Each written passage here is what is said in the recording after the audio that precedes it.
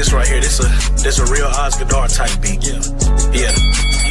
She keeps staring at my tassels cause she like the way they blink.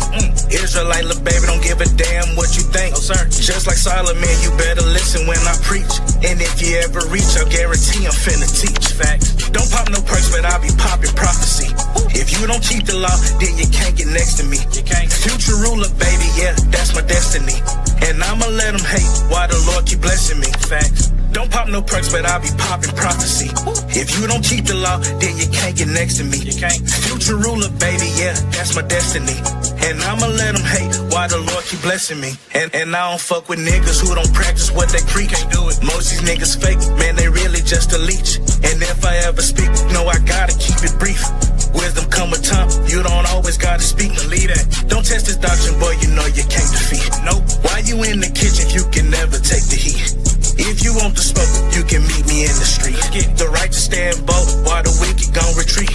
If you got some questions, I got the answers that you see. And if I see a Christian like for extra, I'ma tweet. You don't do the work cause yourself, you really weak. She be quoting verses, but lil' mama still a freak. She keep staring at my tassels cause she like the way they blink. Israelite, little baby, don't give a damn what you think. Just like Solomon, you better listen when I preach.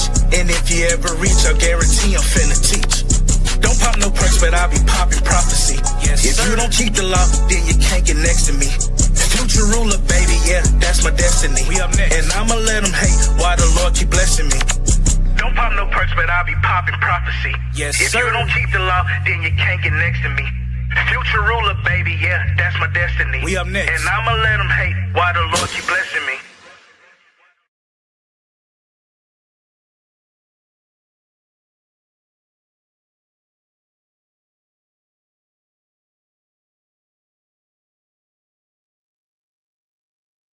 All right. Shalom. Mic check. Yakanan, can you hear me? Yes, sir. Can you hear me? Yes, I can hear you. All right. So shalom, everybody. Shalom. It's Friday, man. We got Friday night class. Tonight, we got 2 lessons that's going on. We got the brother soldier Yakanan here, man. He's about to go over a powerful lesson here over Freemasonry. And then later tonight, we're going to have one of our officers, Zachariah, bring an edifying lesson going over current events. So go ahead, Yakanan. Hey, take it away, man. Lord willing, the lesson is powerful, man. So I want to start by giving all glory, honor, and praises to the Most High God, Yahweh, by Hashem Yahweh Shah. And that's in the name of who the world ignorantly calls Jesus Christ. Go ahead, Yakanan, take it away. Hey, shalom, everybody. This is Yakanan. I'm a soldier in Space City. So I got a powerful lesson for y'all today, man. I really want to get right into it, but I'll be remiss to say that the world is getting crazy right now, right? We're seeing wicked get exposed in various forms.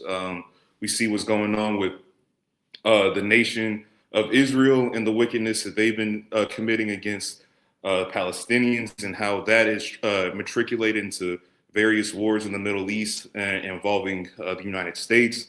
We see what's going on with children being abused with the Jeffrey Epstein scandal. And I think it's important that we address the spiritual side of what's going on. And a lot of it is tied to these secret societies and occult practices. It's been confirmed.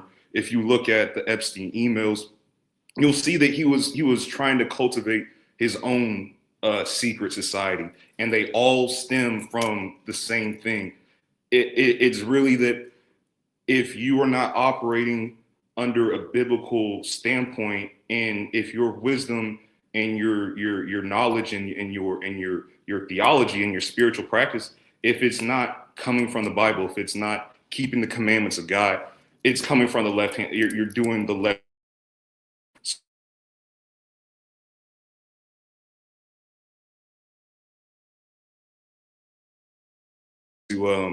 Into spirituality, into crystals, and into the universe and things like that, right? Well, that's not in a silo. That doesn't just happen on the spiritual side, right? Even your most successful politicians, attorneys, entertainers, a lot of them are into this wickedness that we call Freemasonry. So let's get started. So I got to start by just marveling at how amazing the Most High is, and how this story is unfolding. It's unfolding in a way that I honestly could never imagine. It seems like every so often he gives us these downloads of information about what's going on within ourselves, about what's going on in the world from a geopolitical standpoint. And that's just a sign of the end of the times, man. It's really a blessing to be alive and to see things unfold how they're unfold. So knowledge is increasing right now, and we see that was foretold in the prophets by the prophet Daniel. In Daniel 12:14, he said, "But thou, O Daniel, shut up the word and seal the book, even to the time of the end. Many shall run to and fro, and knowledge shall be increased." All right, we see the world is in a frenzy. It is in a frenzy. People's spirits are being converted a lot of the times in a negative space. I'm starting to realize that if you're not keeping the law, statutes, and commandments of the Bible, then you're going to be ass out, basically. You know, your life is going to get really tough, and especially as the world is coming to an end, your spirit it's going to crumble. It's going to be even harder for you to operate in the current world that we're in. So the framework for the study, of course, we're using the Bible, right? We can prove everything as it relates to spirituality, and if a spiritual practice is good or bad based on the Bible. It's not ironic, but it is interesting how these occultic practices like Freemasonry, they use the Bible as their source of knowledge, and everything else kind of stems off of that. They will take stories from the Bible and repurpose them. They'll take certain principles from the Bible and repurpose them into something negative, right? Really, I implore you all to look up what people consider anti-Masons, right? And some of the powerful and prominent anti-Masons, if you will, is a guy named William Schneblin. I believe that's how you pronounce his name, and the pastor named David Carrico. They have lectures online that I think are really powerful, and I've been able to verify and fact check things they said, and that kind of started me on my journey to kind of understanding and learning more about Freemasonry, right? And we're using Masonic text, right? A lot of what we're going to discuss tonight, it comes straight out of their manuscripts, their manuals. We're not pulling this out of thin air, right? I believe it's called something about Duncan something. You can look this up, and it lists and it shows, it illustrates the rites and the rituals of Freemasonry. We're gonna go to various Masonic official websites like the ScottishRite.org, and we're gonna examine some of the most prominent Freemason scholars, right, dating all the way back to the 1700s, late 1700s, I believe, or early 1800s, and we're going to see what they wrote about Freemasonry. We're going to see what it is they believe in, and it's coming straight from the horse's mouth, if you will. All right. So what is Freemasonry? Webster's gives a very lackluster description and depiction and definition of what Freemasonry does, or what it is. I want to say that they do this intentionally, so you can, so they're not spelling it out for you. We're going to see how powerful Freemasons powerful people in the past, right? They've been Freemasons, okay, and they've been over our institutions, over our educational institutions. I don't doubt that they will go on to certain sources like Webster's or Oxford, or the Oxford Dictionary, and they will intentionally give vague descriptions of certain things, or they will mischaracterize certain things, like Freemasonry, like the definition of Freemasonry. So the definition that Webster's gives is the principles, institutions, or practices of Freemasons, called also Masonry. Okay, that really didn't teach us much, right? Okay, so but Schneblin, right? And I should have said this at the beginning. Okay, so Will Schneblin is an ex-Mason, and to his testimony, he was a very, very, very high-ranking Mason, and I believe that's true. He has pictures of him in various different orders. He has pictures of him in that regalia.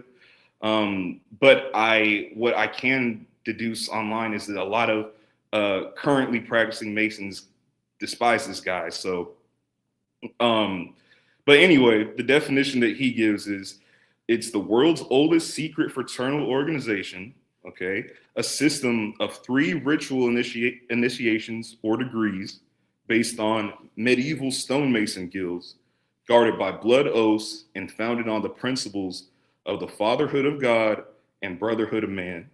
Masonry symbols is a blend of Old Testament symbols rooted in the building of King Solomon's temple in ancient mystery religions, right? And we see within this definition, he says that it's guarded by blood oaths and founded on the principles of the fatherhood of God, right? So a lot of their teachings, a lot of their rites, a lot of their practices are deduced from the Bible.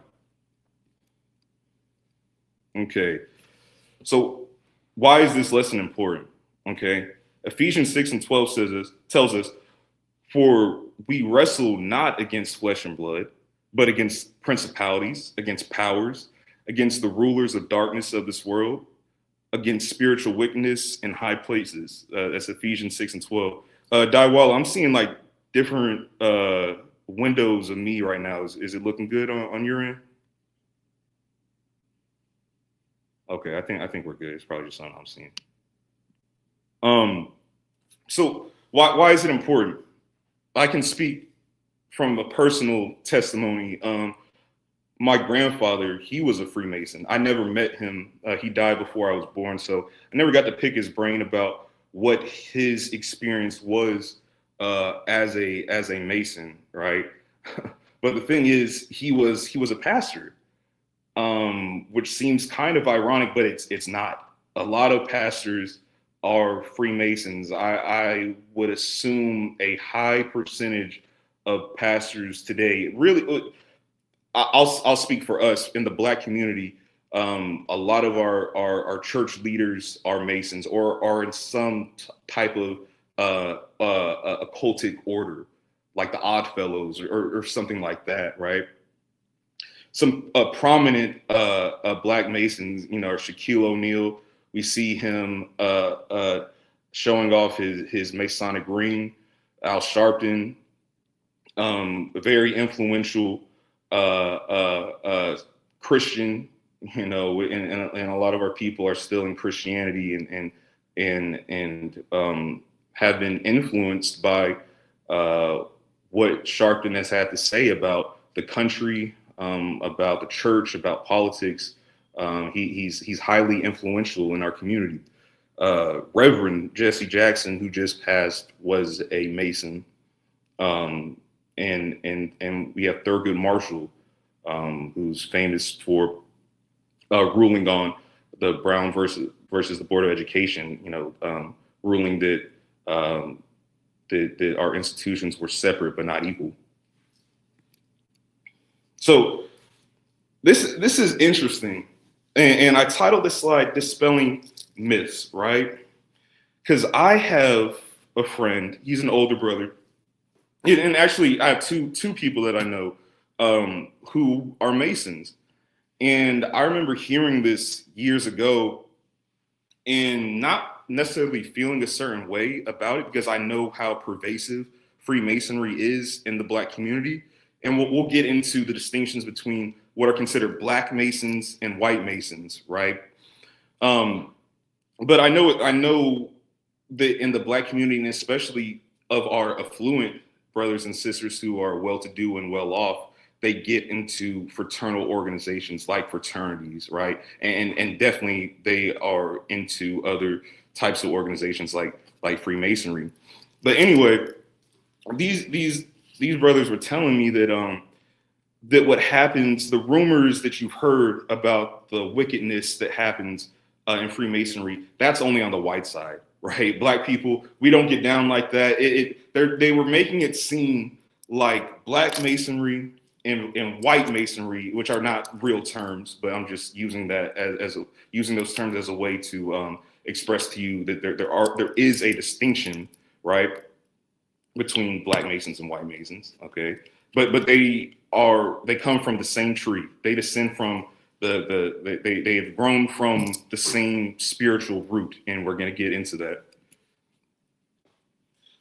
So some of you may have heard of Prince Hall Freemasonry, right? So Prince Hall, he was born in 1735 or 1738. You know, they didn't track our birth dates back then. You know, we didn't do that as free Black people, and they damn sure didn't do that if you were in slavery, right? Died in December 7, 1807. Excuse me. Was initiated into Lodge number 441 of the Grand Lodge of Ireland on March 6th, 1775. Okay, so we see that Prince Hall, he was initiated by white Freemasons, right? So his early days as a Mason, his early studies, what he was building his foundational knowledge of Freemasonry on, what was based off of so-called white Freemasons. There's not a distinction there, right? So Hall then applied to the Grand Lodge of England for a more complete warrant or charter, right? So he tried to get a charter from the Grand Lodge of England. And this happened because this was right around the time of the American Revolution, right? So after he was initiated in 1775, I believe they were English soldiers that were presiding over this Grand Lodge of Ireland, and they left. They left the country because of the revolution, right? So their Grand Lodge, the Grand Lodge of Ireland, was defunct, at least in America. So then he later applied for a charter so he can have his own Grand Lodge, his own lodge, and I believe he received it via the Grand Lodge of England, right? So it says this request was granted on December 29th, 1784, when H.R.H., the Duke of Cumberland, okay, so somebody in the royal body, in the monarchy of England, approved of this charter. I think that's interesting because, like I've said, we know that there are affluent people that participate and that join Freemasonry, right? That get initiated into Freemasonry, and I think a lot of them tie back to, or plainly saying, a lot of these people are of aristocracy, you know, or of quote unquote royalty, right? So they issued a charter for the African Lodge number 1, as later named African Lodge number 459. I believe that happened after Prince Hall's death. Okay, so Prince Hall and Scottish Rite Masons. On December 7th, 2022, the Scottish Rite Masons and the Prince Hall affiliated Masons came together to sign a statement of unity, right? Since the end of the 20th century, these two groups had been commingling with one another, participating in one another's lodges. Their rights are very similar, right? So they have been interacting with each other for decades before this, but this was the official signing to show that these two parties, the Scottish Rite and the Prince Hall affiliated Masons, are one, right?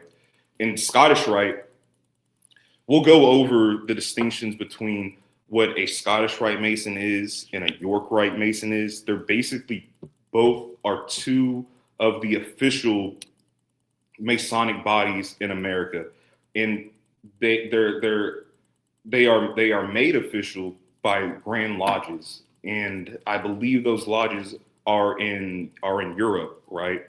So they commissioned the Scottish Rite Masons and the York Rite Masons. The York Rite Masons, I believe, they only have the first through ninth degrees. So when you hear somebody's a third degree Mason, that's what it's referring to. It's referring to the matriculation that you go through when you are in Freemasonry. Like the higher up you get, the more degrees you get. When you have the 33rd degree Masons, which is probably a term that a lot of us have heard, that is somebody that has gone through the Scottish Rite, okay? And you can branch off to various other rites within Freemasonry. But and typically most people don't even get past that. They start in what is called a Blue Lodge. And I believe that only comprises of the first three degrees of Freemasonry. The way that they have it organized and their designations are somewhat tricky, but it's probably something you just need to be you need to familiarize yourself with, and it's not as confusing as it might apparently seem. So much for people saying that Black Masons and White Masons are two distinct bodies. We see here in this picture, I believe this is a class of 2019. I'm not sure what ranking the gentlemen in this picture are, but we have Black Masons side by side, hand in hand with White Masons, and we're going to see how there's hardly any distinction between the two. Okay, so Prince Hall and Scottish Rite Masons. In April 2001, Grand Commander Siegfried Kleinknecht presented the revised Pike rituals to representatives of the Prince Hall Rite bodies. And we'll talk about more about Pike later. So we see that their rites are the same. Siegfried Kleinknecht, he is a Scottish Rite Mason. He's the Grand Commander. He's one of the most high-ranking, if not the highest-ranking, Scottish Rite Mason, and he presented a revision of rituals, right? So he said, "Hey guys, I know we've been doing things the old way. We just got a download of these new rituals. Let me show you how the rituals are done. The new rituals are done, and I got to introduce that to the Black Masons." So he's trying to keep them updated on ritual knowledge, right? So their spiritual basis is the same.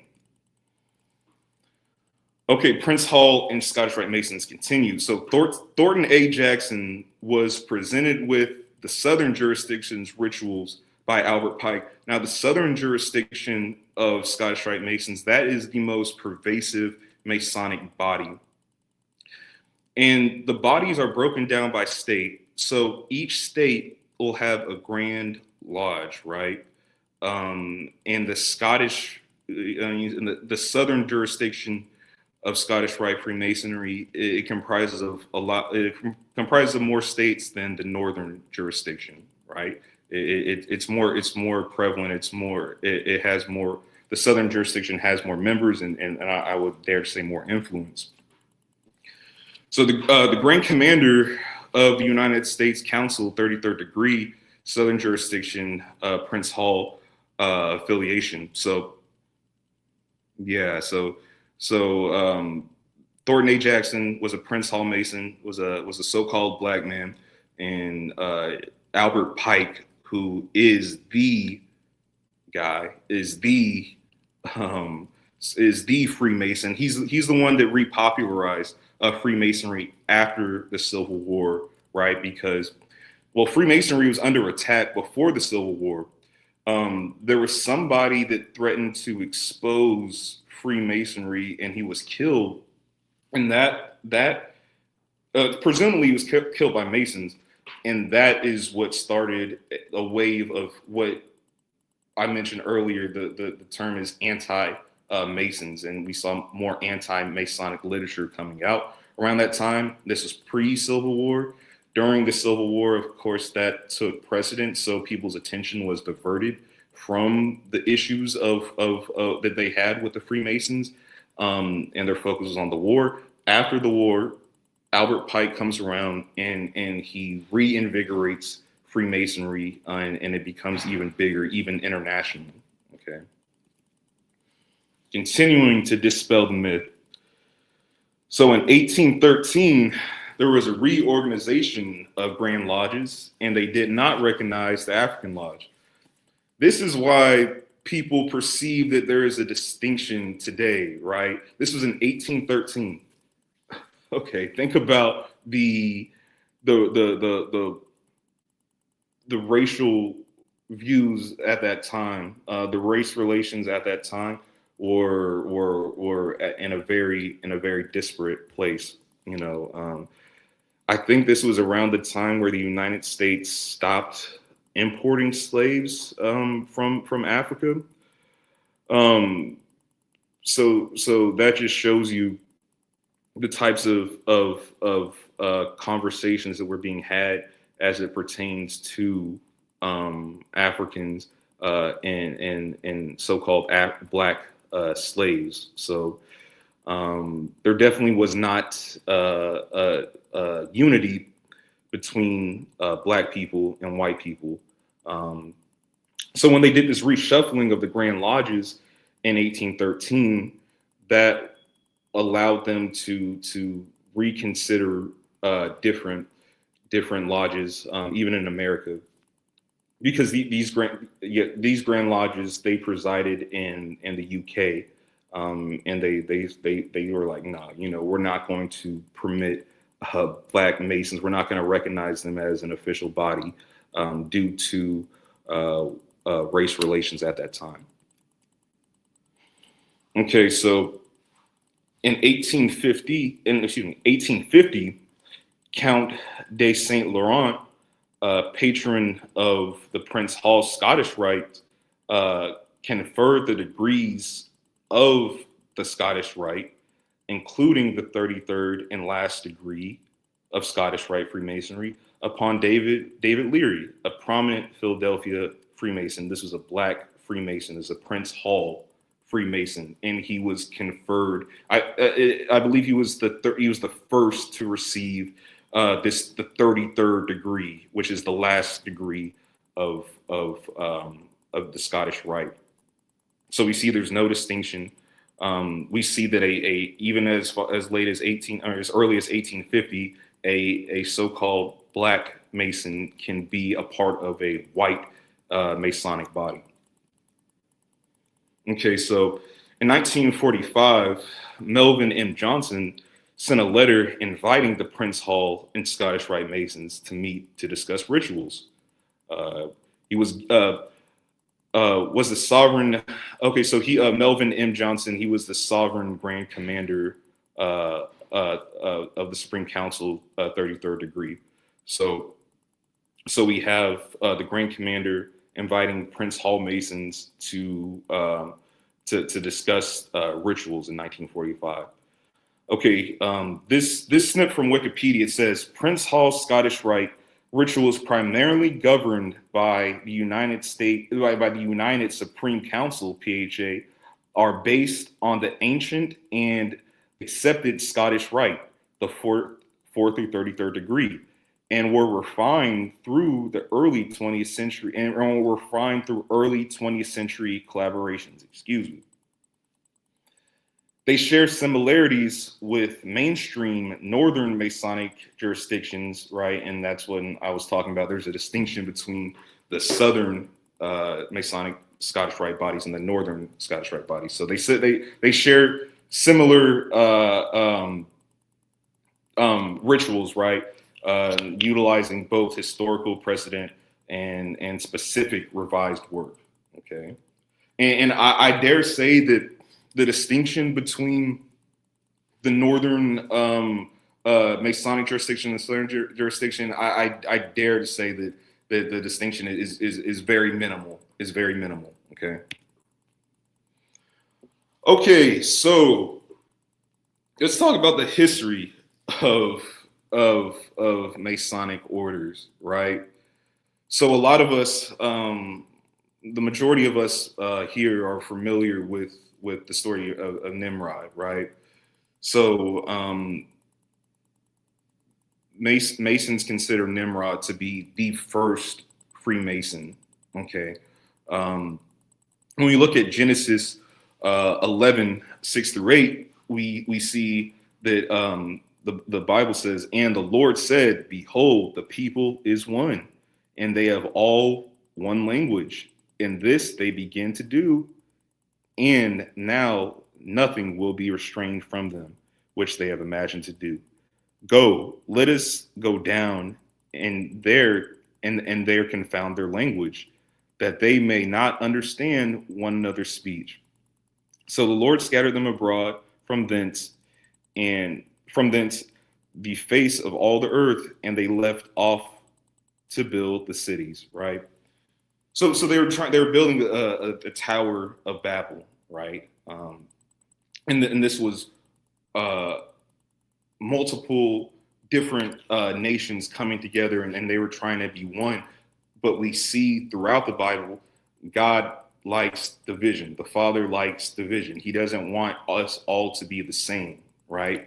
And it's interesting because the so-called powers that be, right, prominent Freemasons, prominent and powerful people that are into occultic practices, they have talked about a one world government or a new world government, and we see that they are borrowing language, and it's really not even so much that they're borrowing language, they're just tapping into who they were in the days of Nimrod, that spirit that was in the people that were building the Tower of Babel. It's in the people today that want to build and that want to establish a one world society, right?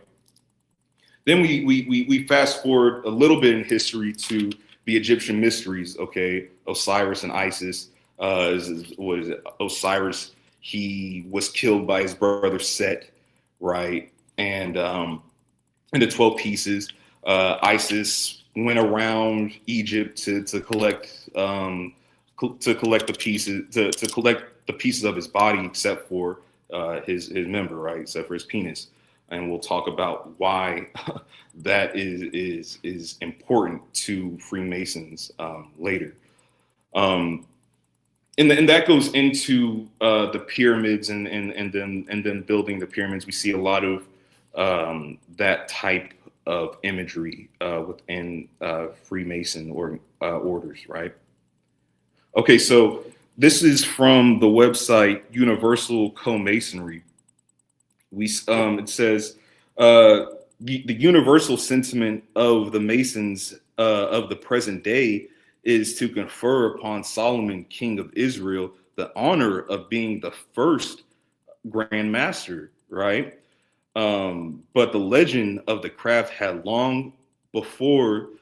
But the legend of the craft had long before, though there was a tradition of the temple extant, bestowed at least by implication that title upon Nimrod, the king of Babylon and Assyria. It had attributed the first organization of a fraternity of craftsmen to him, and saying that he gave a charge to the workmen whom he sent to assist the king of Nineveh in building his cities, right? So Nimrod is considered to be really the first Freemason. They tie back their ideologies or Masonic beliefs to Nimrod, right? Even though they would like to confer it upon King Solomon and give him the honor, they wouldn't give the honor to such a righteous man. They would give it to somebody wicked like Nimrod. Okay, so continuing with the ancient Masonic orders, then we get to King Solomon and Hiram, the widow's son, and we'll talk about Hiram and his prevalence and importance to Freemasonry, right? We have the Rite of Ulysses, and this is a Greek order. The Dionysian artificers, which artificers is just the word for builders. And then we have the Kabbalah and Gnosticism, and Kabbalah is a Jewish mystical system. And I'm glad that I remember this. All of these rites are tied to one another, right? All these different orders, they are tied to one another, right? Like some of the gods, the Greek gods, they'll have a tie to like a spirit according to the Kabbalic tradition, right? They'll say, oh, this spirit was really this Greek spirit or this Greek god, you know. So all these orders, all these occultic orders are tied in with one another. Going into the medieval period, you have the Hashishim, the Hashishim. And this is considered the first modern cult or secret society. The word assassin comes from here. This is a Muslim order, right? Around the same time, we have the Knights Templar, is a Catholic order of knights, and they swapped information and rights with the Hashishim.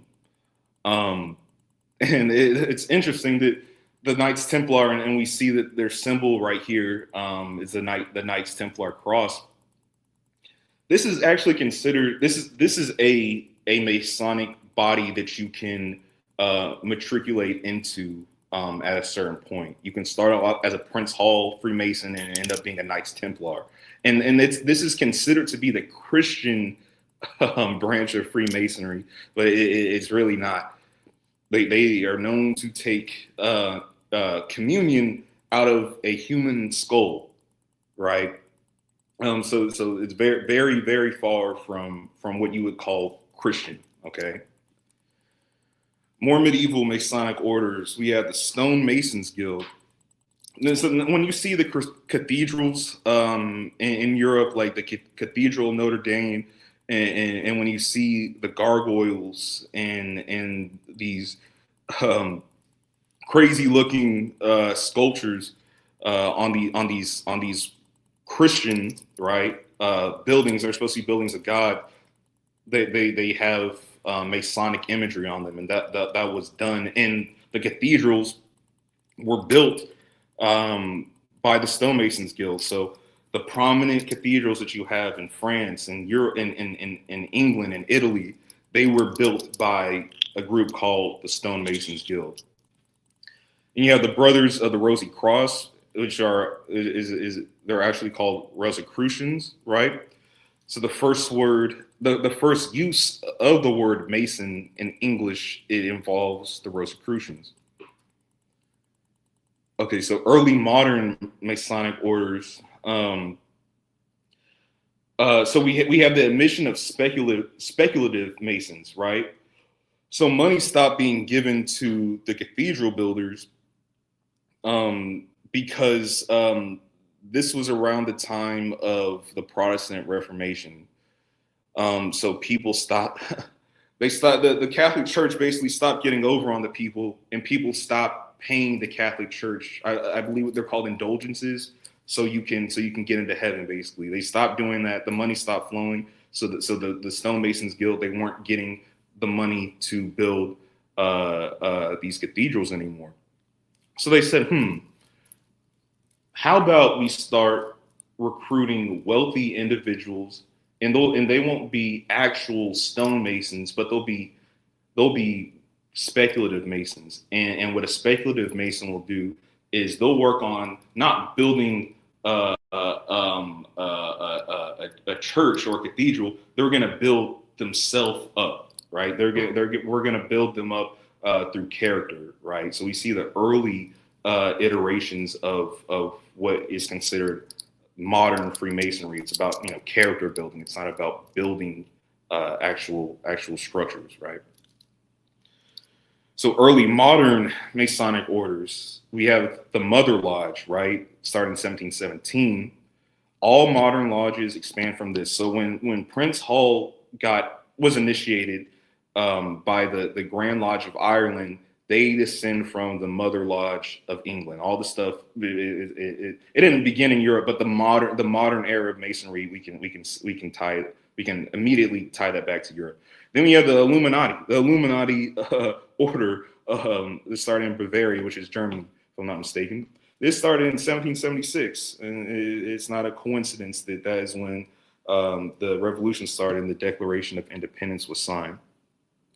It was made to infiltrate Freemasonry. The Masons said, "Oh, look, there's this group that is really into light, right? It's in the word to illuminate, right? This group, the Illuminati, was made to dispel and to counteract the church, right? They said, we don't need God. We don't need to prove things with the Bible. We don't need God. We don't need to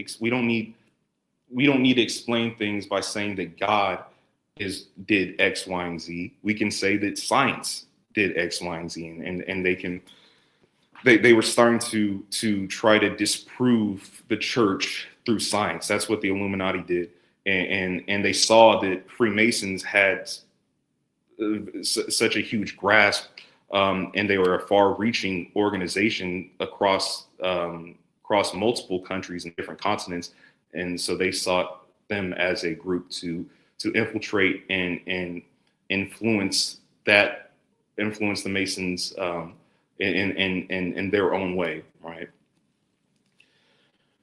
So then you have the modern Masonic orders, right? The Scottish Rite. So this is the beginning of the Scottish Rite Masons and Albert Pike in the 1880s, and he was the one that started the Renaissance of Freemasonry that took place in the 20th century, in the early 20th century. And that is the emblem of the Scottish Rite Masons, right? Okay, so we're getting into the nitty gritty, right? The interesting part of this lesson, right? We're going to talk about blood oaths, but before we do that, let's see what Yahushua had to say about swearing oaths, which is something that you must do to become a Mason. You got to swear on the Bible, that you're going to withhold these secrets, or unless you die. Well, I'm sorry, getting ahead of myself. So Matthew 5:34, it says, "But I say unto you, swear not at all, neither by heaven, for it is God's throne." Okay, don't swear at all. "Nor by the earth, for it is his footstool, neither by Jerusalem, for it is the city of the great king. Neither shalt thou swear by thy head, because thou canst not make one hair white or black, but let your communication be yea, yea, nay, nay, for whatever more than these comes of evil," right? So when you're swearing these oaths, know that it's coming from the evil one, right? Okay, so here's an oath that you take when you're first joining Freemasonry, when you're in the Blue Lodge, right? It says, "All this I must solemnly, sincerely promise and swear with a firm and steadfast resolution to perform the same without any mental reservation or secret evasion of mind whatever, binding myself under no less penalty than that of having my throat cut across, my tongue torn out by its roots, and my body buried and the rough sands of the sea at low water mark, where the tide ebbs and flows twice in 24 hours, should I ever knowingly violate the entered apprentice obligation. This is the entry oath that you give, right? And it talks about if you break this oath, then you're allowing yourself to be killed, right? So it's interesting. There's a lot of Christians that get into, a lot of Christian pastors and just Christians in general get into these Masonic orders, and you're basically saying that it's okay for a commandment to be broke and for somebody to commit murder against you. Okay, so it's really not, it's not making sense. It's not adding up. The two spiritual practices of biblical principles and biblical spiritualities is different from the blood oaths that you swore to the Masons, right? This is the blood oath of the Royal Arch degree, and the symbol that we see here, it is a keystone, and it's a very, very important symbol to Freemasons, right? And it's the emblem of the Royal Arch degree.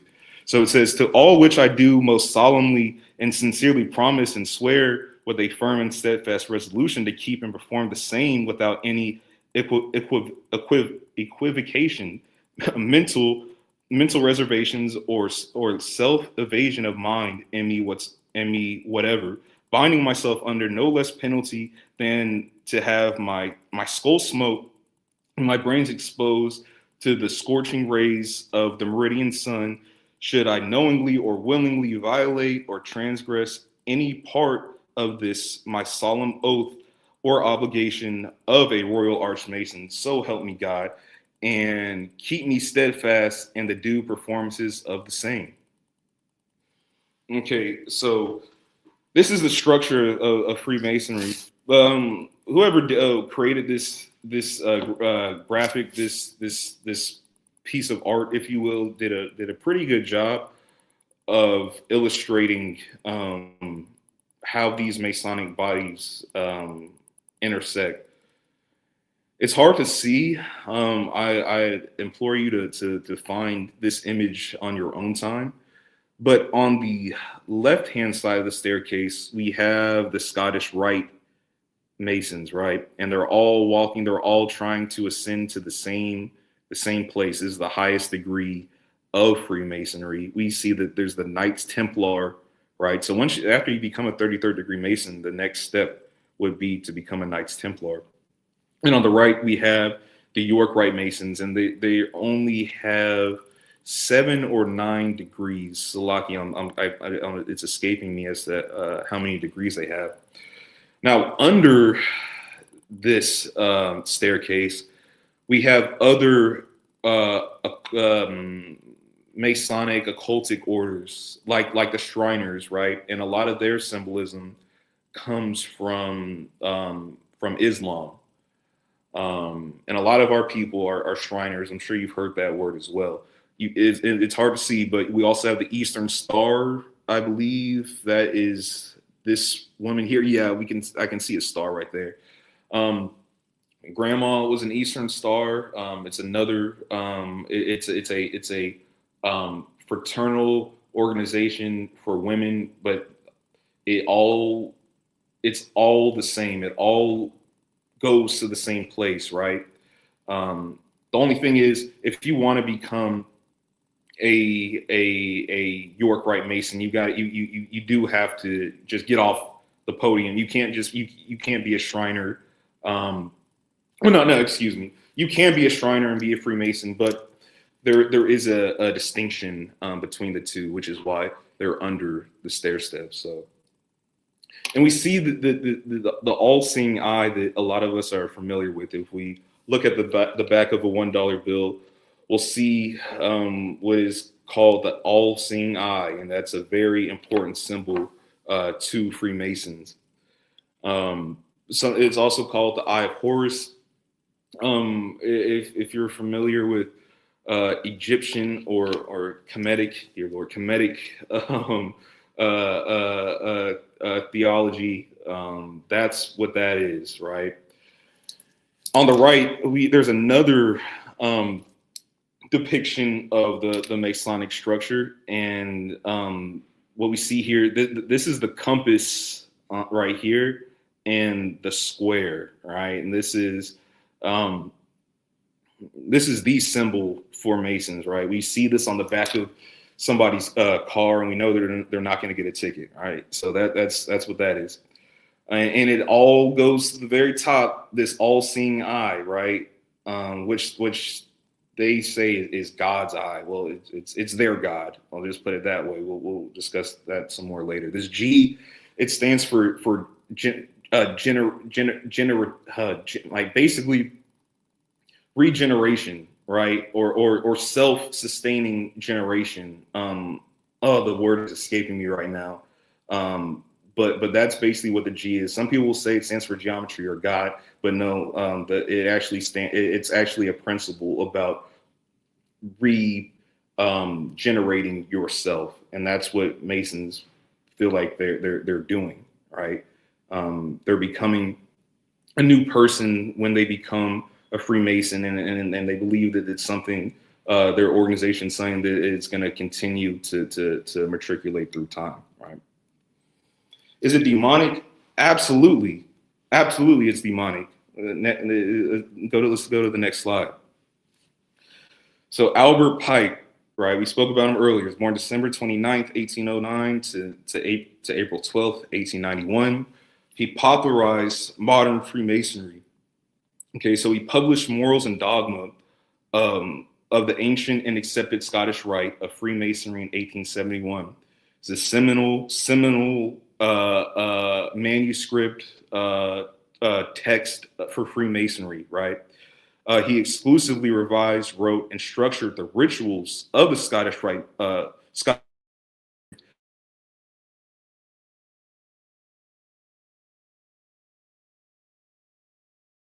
Rumored to be in the KKK. If he wasn't in the KKK, he was definitely a supporter of it and a sympathizer of it. He had a newspaper, I believe, where he wrote a lot of articles that showed that was basically an apologist for the Ku Klux Klan. Some people even say that he was instrumental in starting the Klan.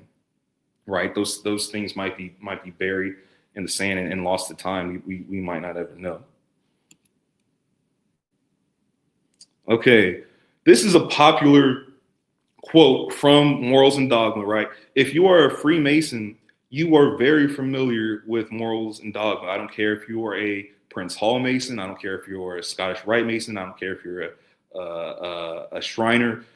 You know about Morals and Dogma, okay? And this is a direct quote from that. It says, "The apocalypse is to those who receive the 19th degree of the apotheosis of that sublime faith which appears to God alone and despises all the pomps and works of Lucifer. Lucifer, the light bearer, strange and mysterious name to give to the spirit of darkness. Lucifer, the son of the morning, it is he who bears the light, and with its splendors intolerable blinds feeble, sensual, and selfish souls.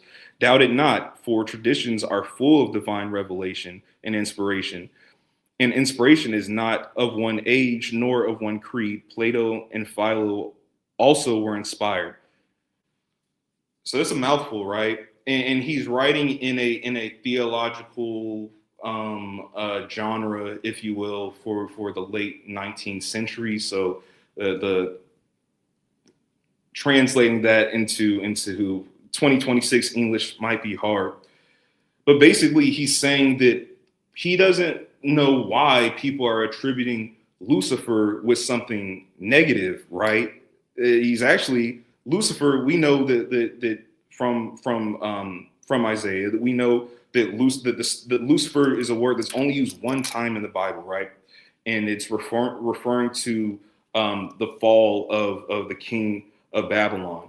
So he's saying, well, why are people attributing this Lucifer, right, to spiritual darkness? It's not that. Lucifer is actually a light. You know, he gives light to the world. And it's interesting that Satan it translates to adversary, right? But Satan, he showed Jesus all the kingdoms of the world and said, that if you join me, these will be yours, right? We see that the entity Satan has a lot in common with what Albert Pike, they have a lot in common. What he considers Lucifer as this light bearer, it's very similar to Satan. And throughout occultic practices, they talk about Lucifer as he's the God that gives people knowledge, right? They basically repurposed that term from Isaiah, right, and really made it synonymous with Satan. Like they're the same thing, but they try to make it sound like Satan's a good entity, right? Because he gives light. What he said, the serpent said in the Garden of Eden that no, Eve, you can eat of this tree because you'll be like God. You'll be knowledgeable. You'll know of good and evil, right? That is their Lucifer. That is their Satan. That is their positive, or shining light, right? It gives them wisdom. It gives them knowledge. That's what they believe in. Okay. So your Prince Hall Freemasons, they're getting down with Lucifer, with the Freemasonic version of Lucifer. I hope that's making sense. Okay. All right. So Albert Pike and Lucifer. So we know that the devil is a liar. He's a trickster, right? So we see this a lot with the so-called white man, right? They try to mask something as good, but it's really evil. I was talking to my mom about that. It's like how they told us Jeffrey Epstein. No, he's just this financer. He's just working with these powerful billionaires, and he's presiding over their financial actions. But no, actually, these financial actions are funding his sex trafficking ring of children. Right. So they present something as positive, but then we later learn out it's negative. So Masons will try to say that, quote, he's not talking about Satan, right? But he's venerating Saturn. Like that makes it any better. So you're saying as a Mason, your top scholar, the guy that gave you your rituals, he has a high regard for Saturn, which is idolatry. So if you're a Christian pastor and your rites are being imbued with satanic and Luciferian terminology in symbology, what does that really say, right? So that doesn't make it any better. It's still idolatrous worship. It's not of God, right? And the occultists, they've linked Saturn to Satan, various occultic, or I really want to just call them Luciferian or satanic orders, right? They show a connection between the planet Saturn and the god Saturn, right? Because Saturn's a god in Roman or Greek mythology, and they link them and Satan. Like they'll say that Saturn is the god of money, right, or the god of banking, or that what else do they say? They say that Saturn, he gives, he's an inhibitor, right? An inhibitor is somebody that stops you from doing something. It's similar to the concept of Satan or the devil being an adversary, right? So people have linked Saturn and Satan. They've even linked Set, right, who killed Osiris with Saturn. So we see how there's a confluence of these occultic practices from various sides, from the Egyptian mystery side and from the other occultic practices, like I want to say the Rosicrucians. They probably have beliefs in Saturn, and but please look that up on your own time. Okay, so Zazel, right, is the darker spirit or demon of Saturn. Okay, mentioned as a spirit in such works as the Key of Solomon. As it says on the 10th plate, the first pentacle of Mercury, it's serveth to invoke the spirits who are under the firmament. Zazel is described as being one of the presiding spirits, either the 45th or 49th, with AGL of Saturn and has been described as a great angel invoking Solomonic magic, who is effective in love conjurations. That's a lesson for another day. Why these Masons have this obsession with love, which is really just orgies or incest and various forms of fornication. They have a very prevalent interest in this sort of thing, right? That's a lesson for another day. You know, if you are involved in Freemasonry, you are subjecting yourself to a spirit of fornicacious, if that is a word, a spirit of fornication, right? We'll have to talk about that in another class. Okay, man. I'm sorry, man. I'm going long. The brothers need to stop me. You know, just please let me know. Okay, so the builders. This is a seminal text. I believe it's a required text for you to progress through Freemasonry. I believe you need to read books like The Builders and Morals and Dogma. Either way, just Google what is a important text for Freemasons. I guarantee The Builders is gonna come up, right? And I want to say that you have to read this, or you will be, or I think you'll be tested on it to progress to the next degree of Freemasonry, right? This is seminal Masonic literature, regardless of order. The Prince Hall Masons are familiar with it. The Eastern Stars are familiar with it. It talks about an occultist named Arthur Edward Waite, right? And it calls him the greatest esoteric teacher. What does the word esoteric mean? Okay, it's the word esoteric, it means it's designed for or understood by the specially initiated one. And you know, I find that interesting that these occultic organizations, you have to be initiated. You have to get an invite, right? Then you have to go through this whole secret process and ritual to be initiated, right? And then you can be given certain knowledge. What we do in Jeshurun Space City or as Hebrew Israelites, we just open the Bible. There's nothing secret about it, right? And we have the most knowledge and the most wisdom. You know, nothing is hidden that we do. But in these societies, things have to be hidden. That should tell you something. So this is a page from The Builders, and the highlight section, it says, and the result is a series of, this is referring to Arthur Edward Waite's work. It says, and the result is a series of volumes, noble in form, united in aim, unique in wealth, of revealing beauty and of unequal worth. High praise for this esoteric scholar. Okay, another part of the another page from The Builder says, beginning as far back as 1886, Waite issued his study of the mysteries of magic, a digest of the writings of Eliphas Levi, to whom Albert Pike was more indebted than he let us know. I really don't even I really don't even want to talk about this kind of stuff because it's so dark, bro. Like, it's so dark. Like Eliphas Levi, we're going to talk about that, right? And we're going to talk more about Eliphas Levi and his work right here. So Arthur Edward Waite, right? Was born in 1857, died in 1942.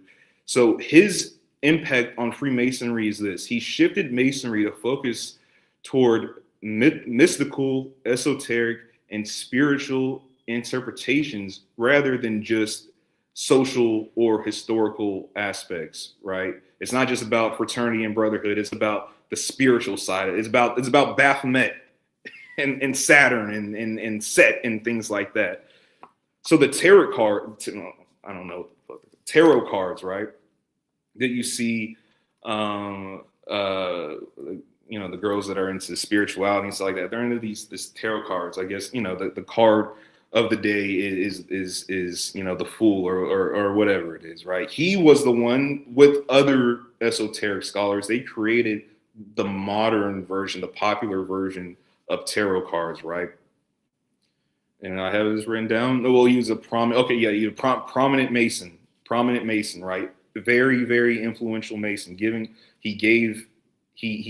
was one of the influential individuals who gave Masons their spiritual basis, right? So he was a Mason. He was a Rosicrucian. He was also the Order of the Golden Dawn. Look that up on your own time, please. Look up all these occultic organizations that we're talking about and see what they get. This is, I can't even say this is scratching the surface of what they believe. There is a dearth of information, of text that would probably explain why people like Jeffrey Epstein believe that you need to sacrifice children and various wicked things like that. So he wrote the book. The Book of Ceremonial Magic, and I think we have a quote from that here.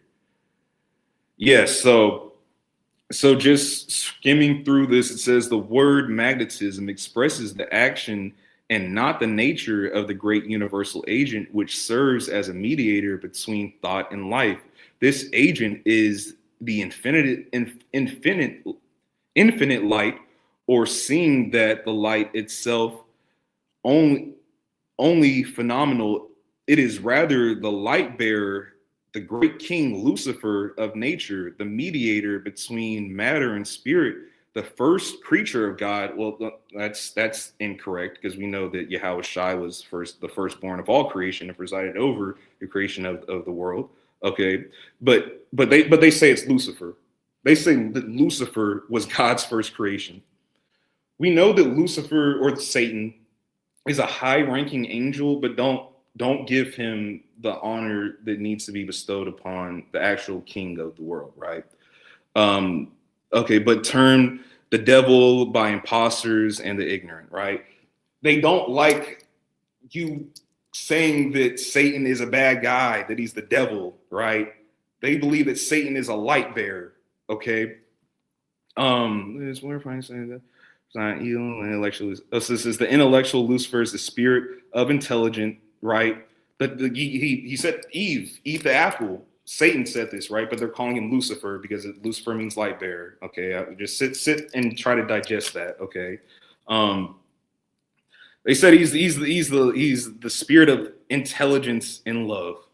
That's why they have these orgies and things like that, because they're so loving. And God, the real God, wouldn't stop you from fornicating or having an orgy or having incest or abusing a child, right? The Satan or Lucifer, he's cool with that though. Satan, he doesn't restrict you. We don't like this God that restricts us and tells us what we can and what we can't do. This is the God of intelligence. He's the God of enlightenment. He's the God that gives us light. Oh, we know it's okay that we can do X, Y, and Z, right? But love more than sanctuation, to believe that God permits this evil intelligence to deceive and destroy his feeble creatures, to make God more wicked than the devil. By depriving the devil of the possibility of love and repentance, God forces him to do evil. Please just take your time and read this. It's really calling God the bad guy and saying that he's not giving Satan or the devil repentance, and which is causing him to do evil, right? This is what they believe. So more on Waite. He wrote the Book of Black Magic in Pax, published in 1898. Okay, so in this book, right, this prominent Masonic scholar, he shows you a spell to conjure Satan. Okay, this is what you're tying yourself to, right? Because even when you take an oath to attain a certain degree, or it's actually the I want to say it's your first initiation.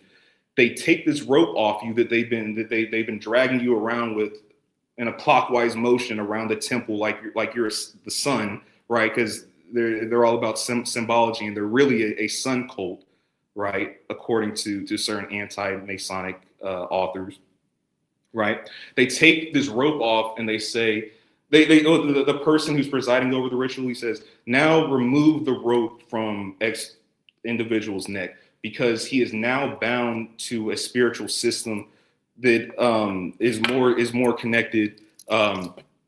He's basically saying that this rope, it's not as strong as the bond that we have with one another, right? Let me try to wrap this up, guys. We can talk more about this at another time. I apologize for taking so long. So universal magnetism, it's very similar to this one world, new world order language, right? I'm not going to read this. This is from the book of Black Magic by Edward Waite, who in the Builders, who is a required, I believe it's a required text, and it venerates and it commemorates or honors Waite, right? He has a book about that involves and teaches you how to conjure the devil. Okay, a life is Levi. If I can just get 5 minutes, guys, I'll wrap up. Life is Levi. He's the person who made the Baphomet popular, right? He was another. He said profoundly impacted Freemasonry by fueling the 19th century occult revival, right? Steering high-grade masonry towards Kabbalic, Hermetic, and ceremonial magic. Okay, and he was a major influence on Pike. Aleister Crowley, somebody who needs no introduction. I'm sure you've heard of this individual before. He's very prominent in the rock and roll days in the 70s and 80s. You know, they looked up to him because I guess he was just wicked, and that's what the people that were into rock, they were into devil, the satanic imagery and things like that. So they gravitated to people like Pike. He was considered one of the most wicked men at the time. He was into bestiality and things like that. And if you look at his picture, you'll see that there's a symbol of the Baphomet, right?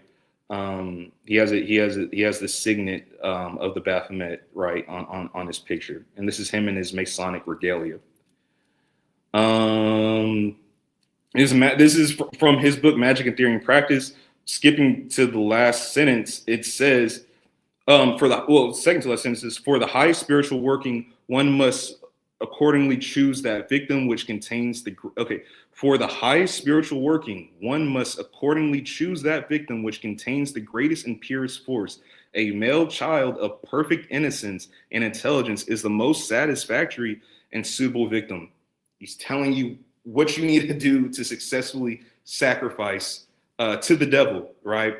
And you guys, I think we'll share the slides, and y'all can read this on your own time.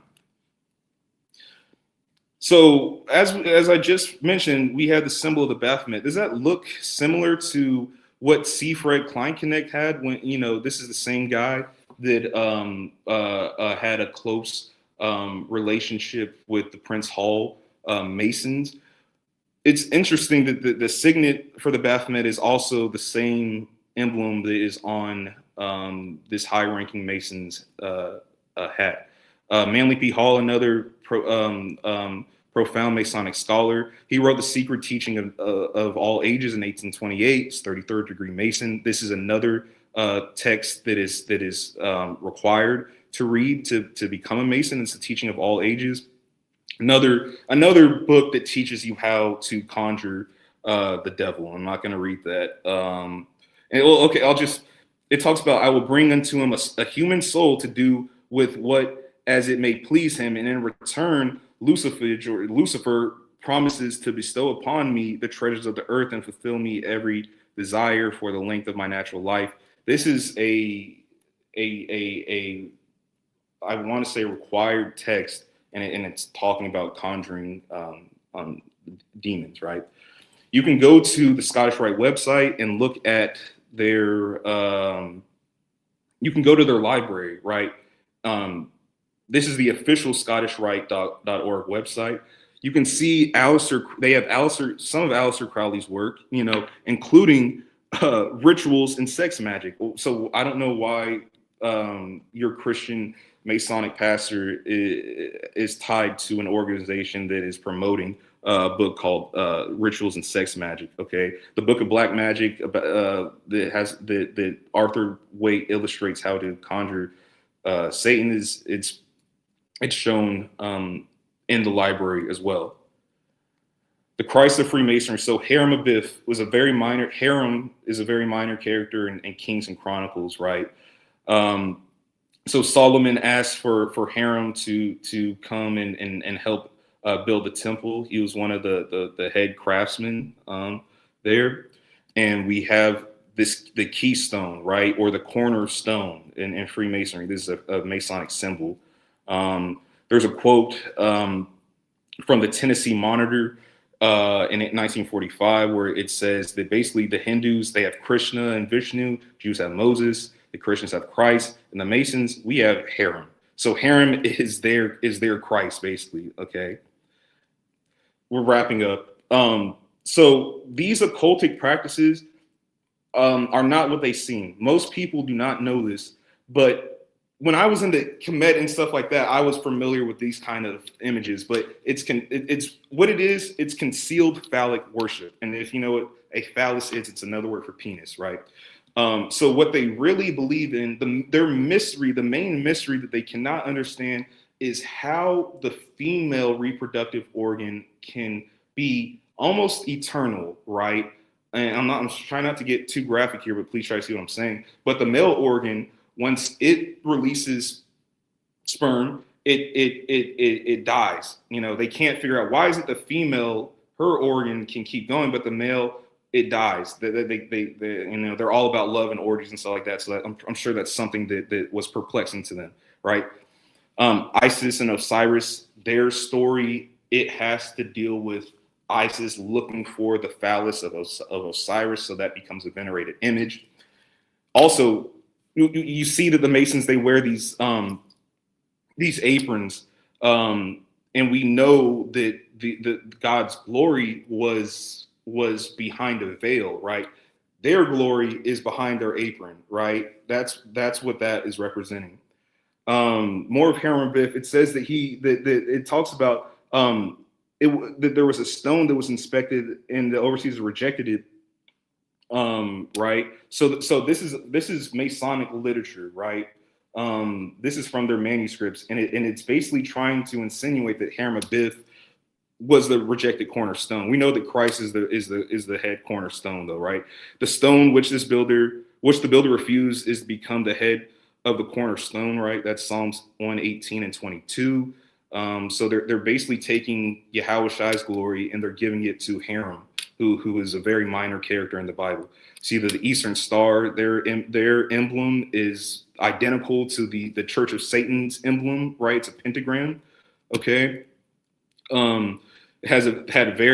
The Masons had impacts on the American institutions. 1/3 of the signers of the Constitution were Masons. 9 to 13 of the 56 signers were signers of the Declaration of Independence.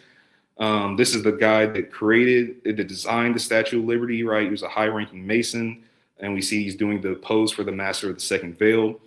More symbolism for the Statue of Liberty, right? There's this light, right? This light that they're obsessed with. You know, we see this in the Columbia pictures. This is a picture of a prostitute, right? In the French Revolution that was put on the what is it called?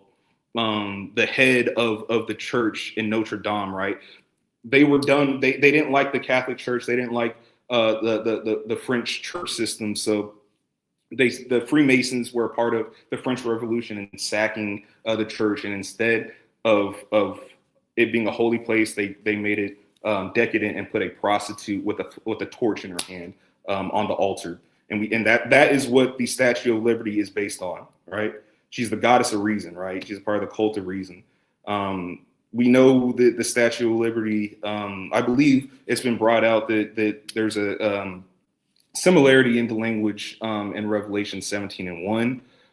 Says, and there came one of the 7 angels, which had 7 vials, and talked with me, saying unto me, come hither, I will show unto you the judgment of the great whore that sitteth upon many waters, right? We know that the Statue of Liberty is on an island, on Ellis Island. Okay, the Great Seal. It has various satanic imagery, like the 13 steps represent the 13 steps of Satan worship. We see that the eagle has 32 feathers on this side and 33 feathers on one side, representing the Scottish rite of Freemasonry. Is the reverse of the seal. It is has the all-seeing eye, right? Yeah. Okay. So, so this reads in Latin, anut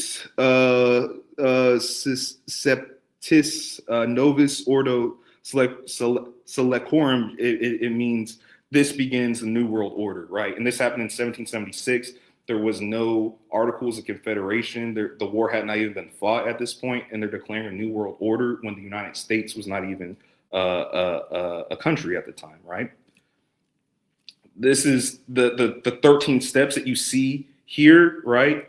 This is a diagram showing the various Masonic bodies that you can matriculate to, and your goal is to get to the great architect of the universe, which is Lucifer, right?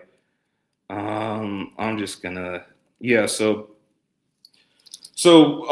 in various occultic practices, the symbol of the all-seeing eye, it's shown as a destructive force in the myth of destruction of mankind, related in the Book of the Heavenly Cow for the New Kingdom. It talks about how this all-seeing eye was rebelling against humans and killing humans, right? One of the last things you say when you are becoming a Master Mason, I believe, is it says that so-and-so, for example, here it said, Mr. Peter Gabe, who had long been in darkness and now seeks to become brought to light and receive part of the right and benefits of this worshipful lodge, erected to God and dedicated to the Holy Saint John, as all brothers and fellows have come before. So they're saying, imagine your pastors reciting this and saying that he's long been in darkness and now he's being brought to the light, but we know that Yahushua is the light, and then God bestows the light upon us. I'm wrapping up here. This is my last slide. It says, and there shall be no night there, and they need no candle, neither light of the sun, for the Lord God giveth them light, and they shall reign forever and ever. That's Revelations 22:5.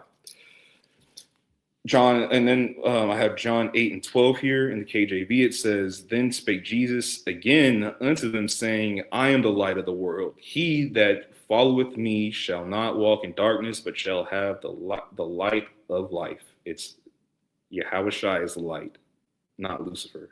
And that will conclude my lesson for today. Thank you. Con, all praises, all praises. Can y'all hear me? Yes, sir. Con, all praises, man. Hey, powerful, bro. I ain't know half of that stuff, man. Yeah. I ain't know half of that. Masonry is something that I know a couple brothers myself personally that have fallen into that mess, man. And like you said, a lot of our people kind of springboard into Masonry after they go into these D9s, right? So if you guys didn't catch our lesson, me and the brother Oz Gadar, we did a class over the Divine Nines of the Greek fraternity and sorority. So if you guys haven't checked that out, go look at it, man. Powerful stuff. It's on the channel. We actually might run that lesson back now that we have new audience and we're our own camp now, especially after this lesson right here, because like the brother brought out, our people, they get into these Greek fraternities and sororities, and a lot of the stuff that they do in those fraternities, it links back to Masonry. It links back to Masonry, and as the brother pointed out, man, all of that links back to the worship of Nimrod. It goes back to the worship of Nimrod. It's all idolatry, man. And these are the organizations that our people fall victim to, and they don't even know. So, man, all praise to the Most High for putting it on this brother's spirit to go into that. because our people need to know, man. Our people need to know what they're getting themselves into. Exactly, my collar. Mighty powerful lesson. So, like we talked about last week, every Friday, you know, we're gonna have these lessons coming at you, our virtual camps, if you will, where we have just bringing out different things, right? Last week, the brother Yaquab, you know, he brought out some powerful information. Check out that video if you haven't. This week was on Masonry. Next week, we will be going into the Sabbath, the true Sabbath, and the new moon, the truth about the new moon going into our calendar. For those of you guys who have been keeping up with us, our calendar is not it's not like everybody else's. And we're going to get into that next week, next Wednesday, on the actual new year, the start of the lunar year. We're going to go into the lunar calendar. We're going to go into how the lunar calendar is supposed to be kept, both biblically and scientifically. We're going to go into how the lunar synoptic periods bring about the quote unquote transition days. We are going to prove transitional days in the Bible, not only in the Bible, but also in history, also through archaeology, and also through science, i.e. observing the natural order of the celestial bodies such as the moon, the sun, as well as the earth. So that's going to be a major lesson. Y'all tune in. We're going to have the brother Yadi from the Masada join us on that class as well. Tap in, man. Tap in. If you got any questions, put them in the chat on that day, because it's going to be a kind of a deep lesson.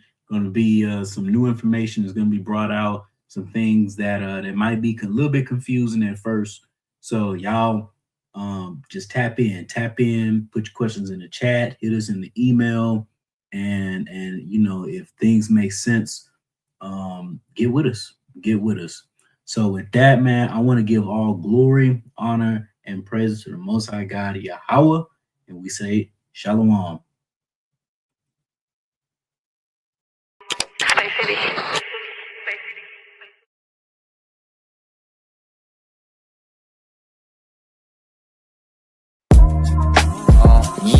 Yeah, that's perfect right there. Hey, and I'm still a big dog. Lift up your leg.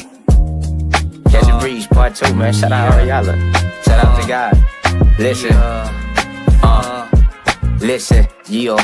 I told niggas I wanted to catch a breeze, then I finally got it. Yaquab going outside, I highly doubt it. Mama gave me plenty love, now I gotta try to find a way to live without it.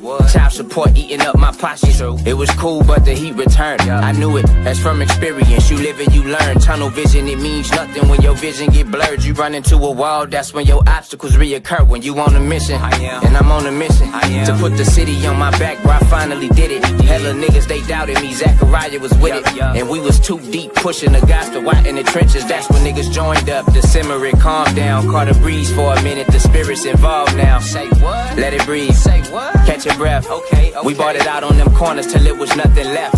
9 years in the truth, striving to do my best. Facts. Feet hurting from my Timbs, nigga. Facts.